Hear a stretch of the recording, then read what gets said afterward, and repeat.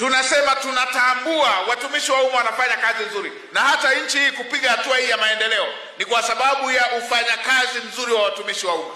Lakini tumesema kama ilivyo kawaida, hata kwenye familia wapo na wazembe ambao wamekuwa wakisababisha kero kwa wananchi wetu. Wale wanaopiga dana wananchi wanapokwenda kutafuta ufumbuzi wa kero zinazowakabili, hao ndio tunaosema hawatakuwa na nafasi. Mwananchi anakwenda kwenye ofisi ya serikali akiwa na jambo linalomsibu, analifikisha, anatarajiwa apate ufumbuzi, na Mheshimiwa Rais amewezesha kila ofisi ikapata kitendea kazi ili waweze kuwasaidia Watanzania. Anafika pale, lugha anayokutana nayo si njema. Anafika pale, anasikilizwa, anapigwa kalenda, uje kesho. Anafika pale, anasikiliza, anaambiwa uje kesho kutwa. Kesho kutwa akirudi anaambiwa uje wiki ijayo. Wiki ijayo akifika anaanza kuulizwa, hivi ulisemaje? Huu sio uelekeo Dr. Samia anaotaka, na sisi wasaidizi wake tutafuatilia haya. Kama Mtanzania amefika kwenye ofisi ya serikali, watendaji wote serikalini, chukua kumbukumbu ya jambo analofuatilia. Umelipatia ufumbuzi, weka alama kwamba hili limeisha.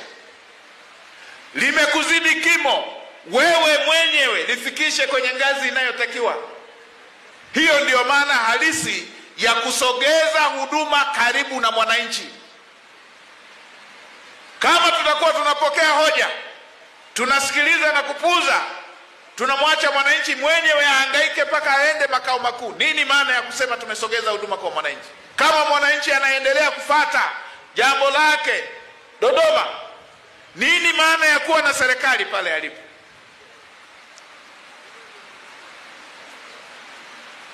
Rais amewezesha miundombinu, amewezesha vitendea kazi, amewezesha magari mengi kwa ajili ya watumishi, watendaji serikalini kuwafikia wananchi. Amewezesha pikipiki wawafikia wananchi. Haya magari yameanza tu kuwa na kazi moja ya kwenda kwenye mkutano, kuendea kwenye semina na matembezi. Hili jambo ni lazima tubadili uelekeo. Kwa wakati huu na wakumbusha utaratibu tunaotakiwa kutumia. Mwananchi Mtanzania akifika ofisini asikilizwe, atafutiwe ufumbuzi wa jambo lililompeleka pale. Kama ngazi hiyo haina majawabu ya jambo hilo, ofisi ya serikali ifikishe kwenye ngazi inayoweza kutoa jawabu la jambo hilo. Huo ndio utaratibu wa kumrahisishia Mtanzania, wa kumsogezea huduma alipo.